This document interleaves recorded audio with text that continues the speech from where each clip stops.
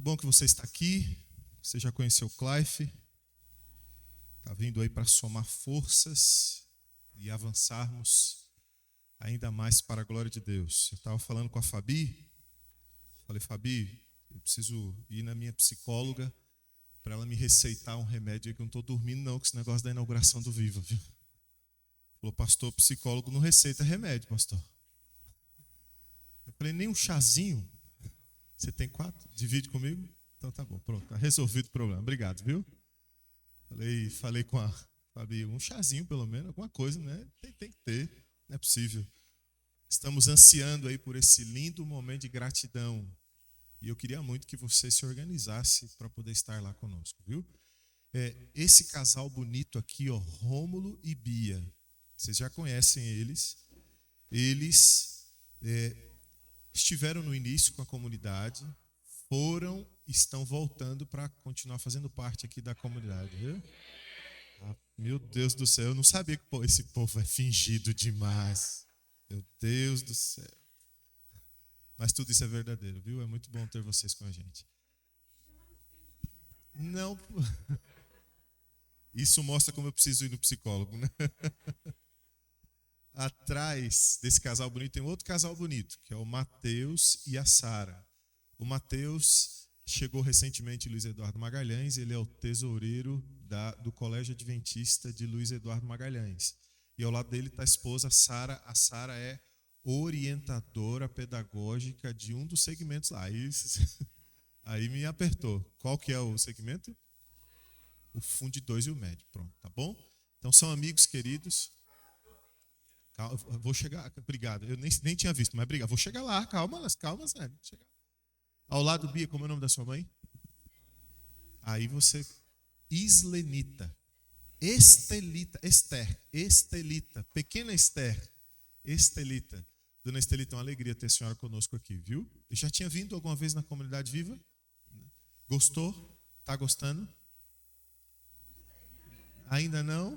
Tá construindo ainda, né? Então tá bom, mas é muito bom.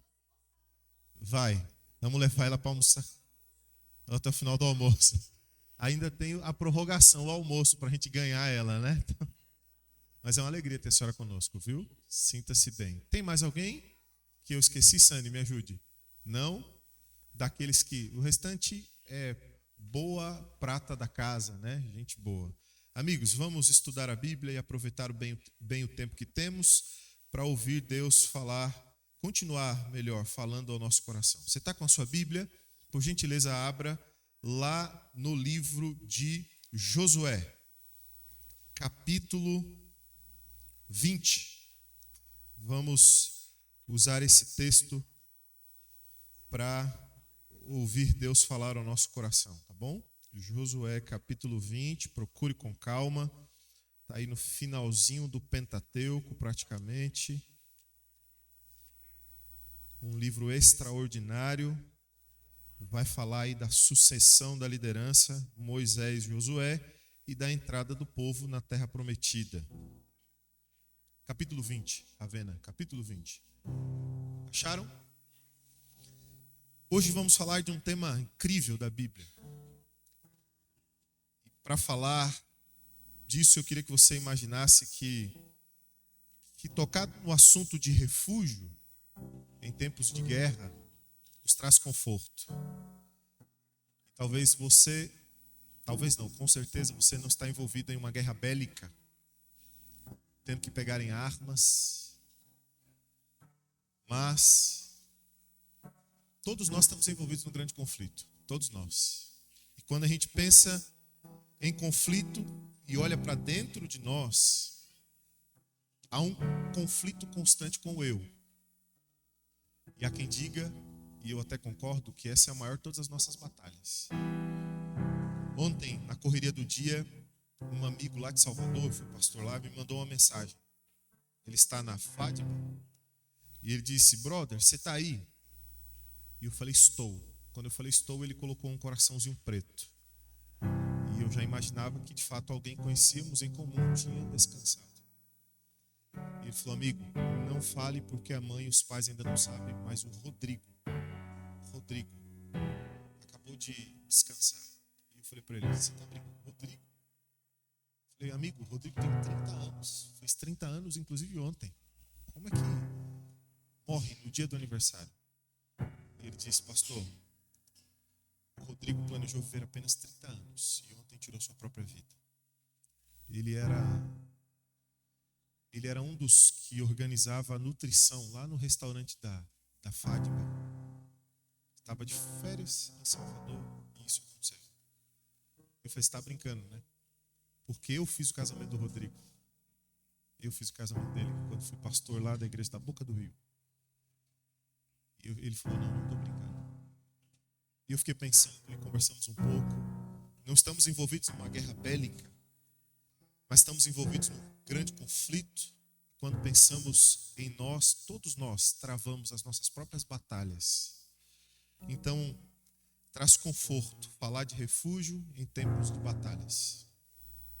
E o que você abriu aí, aonde você abriu, Josué capítulo 20, é um momento marcante da história do povo. Para você contextualizar, lembrar, entender melhor, recorde que quando o povo entrou na terra prometida e Deus foi distribuir a herança, havia uma orientação de que a tribo de Levi não deveria receber. Lembra? Os levitas não receberiam terra. Eles deveriam morar em 48 cidades. Até a extensão da terra para os animais se alimentarem estava orientado na Bíblia. Eles viveriam apenas em 48 cidades. Mas dentre essas cidades tinham 6 que eram especiais.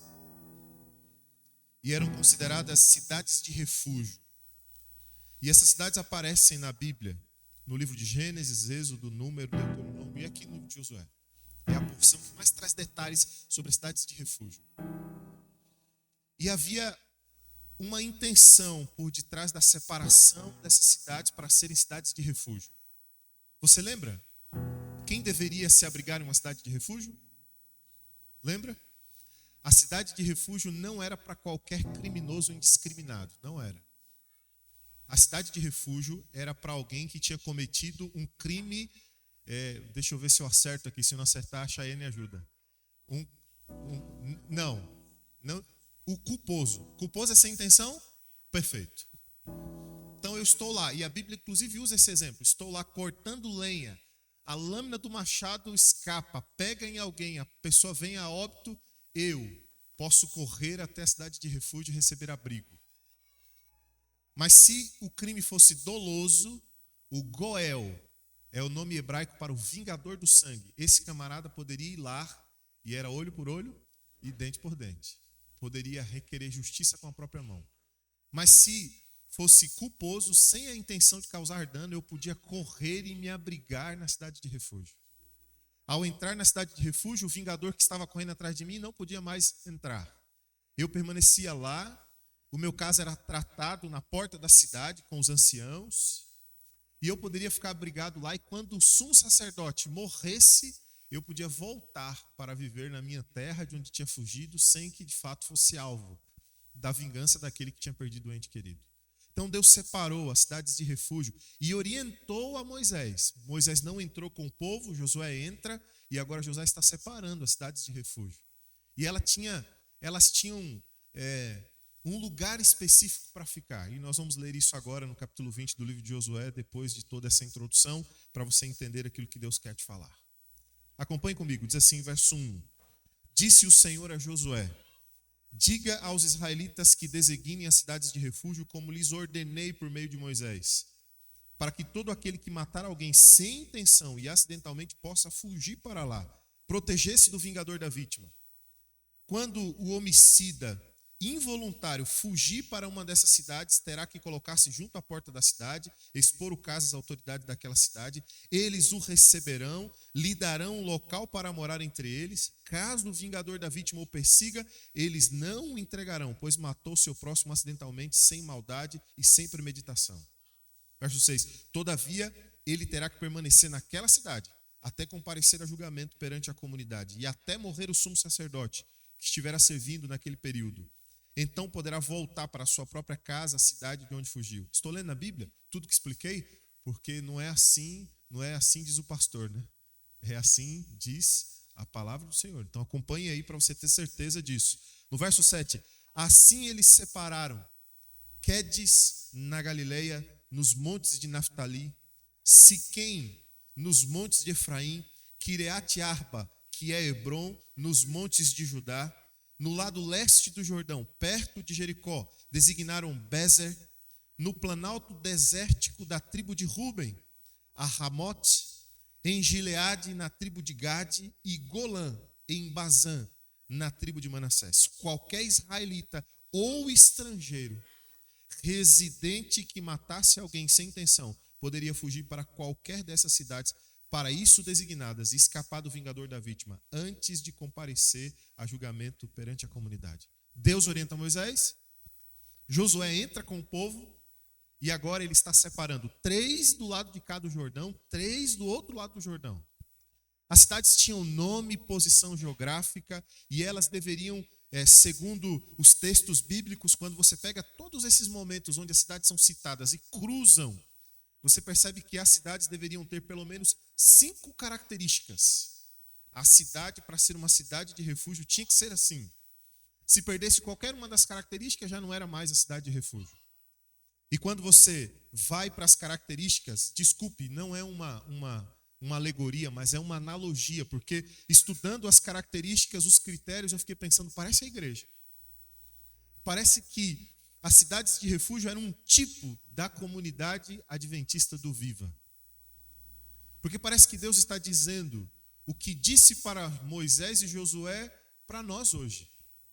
Que esse lugar precisa de fato ser um lugar de refúgio.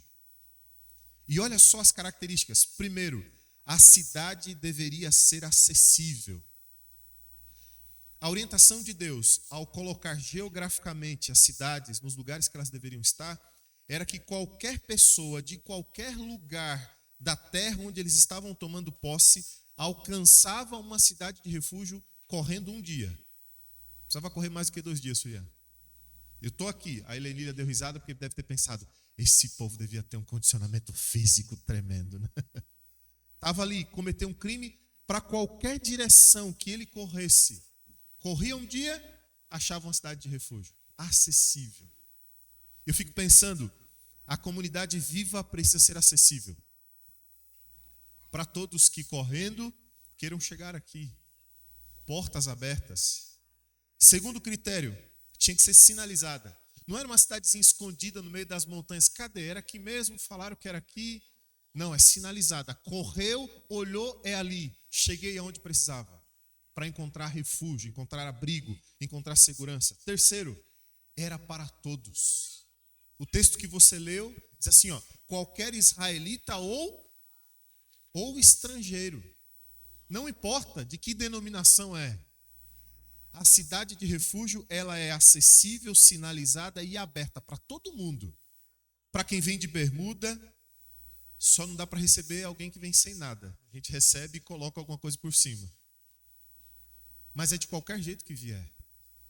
É uma cidade de refúgio. É para o judeu, mas é quem sabe para um egípcio que subiu naquela multidão de gente. Lembra? Um misto de gente subiu quando eles saíram do Egito, caminhando no êxodo até chegar na terra prometida. De repente, Ricardo, era para um egípcio.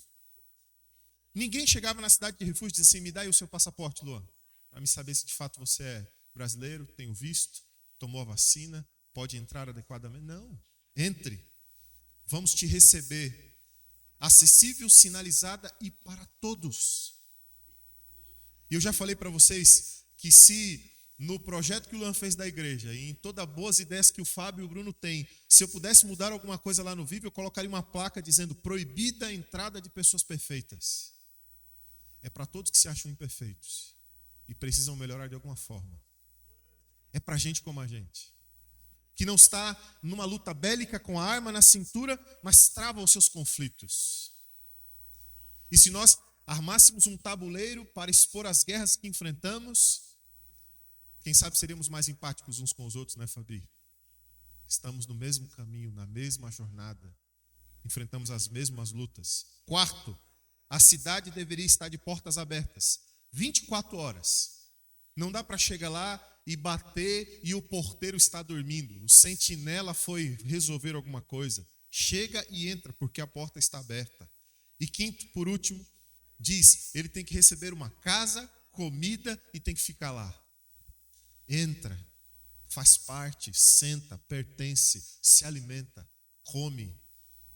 Isso não é só do pão da vida, mas é das relações, é as suas necessidades cuidadas.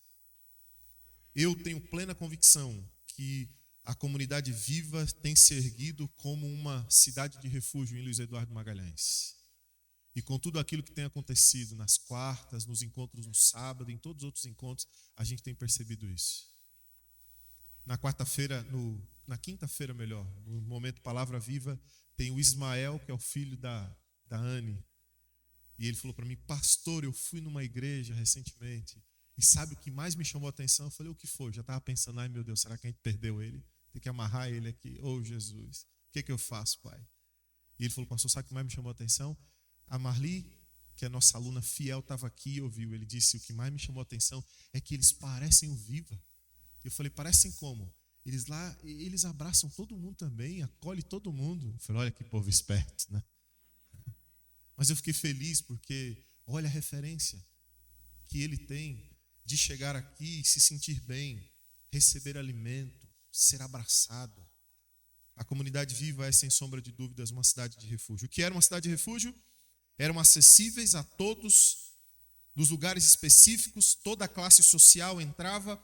6 cidades distribuídas por toda a terra, nenhuma delas era mais distante do que um dia de corrida, caminhos sempre abertos, de dia e de noite.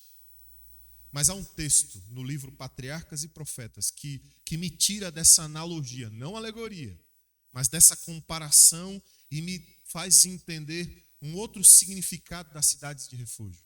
Ela diz assim, as cidades de refúgio destinadas ao antigo povo de Deus eram símbolo do refúgio providenciado em Cristo para cada cristão, para cada indivíduo.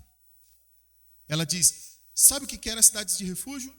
Era uma forma de Deus dizer ao longo de toda a humanidade, de todas as gerações, que nós podemos encontrar refúgio em Cristo. Porque, afinal de contas, ser acessível, sinalizada para todas, portas abertas e alimento, tudo isso não faz sentido se no final das contas o que for promovido aqui não for Cristo, for a igreja. Se no final das contas o que for promovido aqui ser apenas a visão apaixonada de alguém, de um grupo, mas não Cristo, não faz sentido. Então ela diz, as cidades de refúgio era símbolo do refúgio providenciado em Cristo.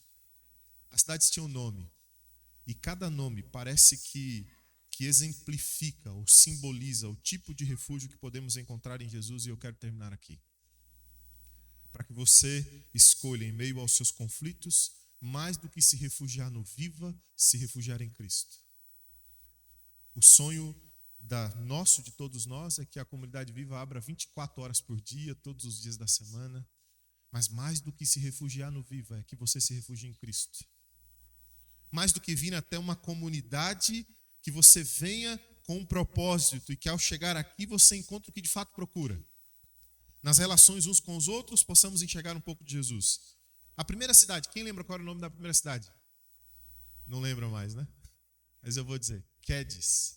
A palavra Quedes vem do hebraico, a raiz do hebraico significa santo. Eu visitei com a minha esposa uma exposição lá do Museu de Jerusalém, no MASP, em São Paulo, quando estávamos lá, e eles refizeram uma peça que a arqueologia encontrou nos entornos do templo. Era um vaso de barro, eles tinham refeito, e num pedacinho tinha a palavra Kodesh, em hebraico, escrita. Kodesh significa santo, então eles presumem que aquele vaso era separado, era santo, porque era utilizado no serviço do templo. Deus diz para Moisés e para Josué, a cidade de refúgio vai ficar em Quedes. Sabe o que o Quedes significa? Quedes significa lugar de santificação para o impuro. E é só em Jesus que de fato nós encontramos a verdadeira santificação. Porque o nosso padrão de vida e de ideal é Cristo. Cristãos não seguem cristãos, cristãos seguem a Cristo. Então sabe aquela ideia de que eu não vou porque alguém pisou no meu pé, não arrastou a cadeira, porque fulano está fazendo e ciclano está homologando, não cola mais. Porque cristãos não seguem cristãos, cristãos seguem a Cristo. Quedes era um lugar de refúgio para aquele que se sente impuro. E talvez nessa manhã alguém tenha vindo a esse refúgio e agora vai ser refugiado, se refugiar ainda mais em Cristo e entender que há pureza para aqueles que se sentem impuros. Para aqueles que por alguma razão, por viver neste mundo, por aquilo que ouve e pelos padrões dos outros e pela comparação, não se acha tão especial como o Senhor olha para você e te acha. Pois Quedes é o lugar, em Cristo encontramos de fato a verdadeira pureza, a verdadeira santificação. Mas de repente, nessa manhã você vai se refugiar em Siquém. Siquém era o lugar de descanso para o cansado. É isso que significa. E Cristo é a cidade de refúgio para aqueles que estão cansados. Eu até posso ouvir ele dizendo: vinde a mim todos os que estão cansados e sobrecarregados, e eu vos aliviarei. Quem sabe você nessa manhã tenha vindo se refugiar e descansar em Cristo. Mas tem a terceira cidade, Hebrom. Hebrom é o lugar de comunhão. E em Cristo nós podemos de fato viver, nos refugiar e termos a verdadeira comunhão. Ele diz que Ele é a videira verdadeira e que nós somos os ramos. E que há necessidade de se conectar a Ele. E é só conectado a Ele que encontramos propósito, sentido, vida plena, razão. Então, quem sabe nessa manhã você passou por Quedes, passou por Siquém, mas deseja mesmo em Cristo se reconectar com o sentido e o propósito da vida. E é só assim, e é só assim. E eu estou assim, boquiaberto com o que Deus tem feito através da comunidade viva. Na sexta-feira eu e o Bruno fomos lá na Rádio Mundial, que poderia mudar o nome, né? Rádio Viva Mundial, ou Rádio Mundial Viva, não sei o que podia ser, porque toda sexta-feira tem alguém do Viva lá. É incrível, né? A primeira vez que eu fui lá, comentava com o Bruno, o dono da rádio, conversou conosco, e um camarada simpático, mas no final ele disse assim: pessoal, eu quero te fazer uma proposta comercial. Eu falei: faça, amigo, eu não mando nada nessa igreja, mas faça. Ele falou: que tal vocês comprarem um horário aqui para repassar a voz da profecia? Eu falei: a ideia é excelente. Muito boa, fique tranquilo, vou conversar com os colegas e vamos ver o que pode fazer. E aí eu fico pensando, ele queria vender um horário e hoje, todas as sextas-feiras, nós temos um horário lá aberto para poder falar, abrir a Bíblia, é incrível. E quando eu cheguei lá, depois o Bruno chegou, eu sentei na sala lá, e onde tudo acontece, tá o jornalista, os microfones, o equipamento, e quem estava falando era o João Paulo, que é o secretário de segurança daqui da cidade. E ele corta essa parte do vídeo aí. Eu fui para o Legendários, essa parte você corta, edita. Eu fui para o Legendários, que é para o povo não saber. Aí eu fui para o Legendários e ele estava na minha família no Legendários. E aí ele estava lá, eu vi ele estava de costas. Aí quando terminou a entrevista dele, ele levantou para sair, me viu. Aí ele falou para o Jota, ele olhou para mim e falou para o Jota: esse daí é o meu irmão que serviu comigo na minha família, lá no Legendário. E aí me deu um abraço, armado. Ele é policial aí, cuida da segurança, né? Me deu um abraço. E eu fiquei pensando, Senhor, como é bom entender que em Cristo nós compreendemos a nossa obrigação de vivermos uma comunhão não só com o Senhor, mas uns com os outros também. Eu fiquei pensando, olha, como ele atribui a mim, meu irmão que serviu comigo, me deu um abraço. E o Jota ficou olhando assim, o jornalista, né? Depois o Bruno chegou, ele cumprimentou também. E ele falou: cara, a gente tem que se ver. Estão muito tempo longe aí. Eu falei: vamos se ver. Aí hoje de manhã cedo eles colocaram: pastor, puxa uma oração aí. De manhã cedo no grupo: pastor, puxa uma oração aí. Precisamos nos refugiar em Cristo, porque nele encontramos a verdadeira comunhão com Deus e uns com os outros, considerando de fato o outro como devemos considerar, superior a nós mesmos. Mas quem sabe você veio se refugiar em Bezer. Bezer é o refúgio para o fraco. Aquele que caiu, que andou e que caiu de novo e que se sente fraco, sem energias, pode se refugiar em Cristo, em Bezer, e receber nele a força que precisa para continuar a jornada. E por último, você passou por todas as cidades, mas tem se sentido humilhado pelo seu posicionamento ao lado de Cristo. Pelas mudanças que você tem experimentado, você tem se sentido humilhado. As pessoas têm julgado quem você é. E para os humilhados, as portas da cidade de refúgio de Ramote estão abertas. Querido amigo, se pegássemos essa Bíblia hoje e colocássemos no moedor de cana, o que sai do outro lado é Cristo. A teologia adventista do sétimo dia é cristocêntrica, porque a Bíblia é cristocêntrica. As cidades de refúgio apontam para o refúgio que podemos encontrar em Jesus. Sinalizado, portas abertas, acessível a todos. E para cada um de nós, com as nossas mais diversas necessidades, hoje podemos nos refugiar nele e termos as nossas necessidades atendidas. Sabe o que eu fico pensando? A ele seja de fato a glória. A ele seja a glória. Por ser tudo aquilo que nós precisamos. As cidades de refúgio serviram para o povo, para o pecador arrependido que precisava de justiça.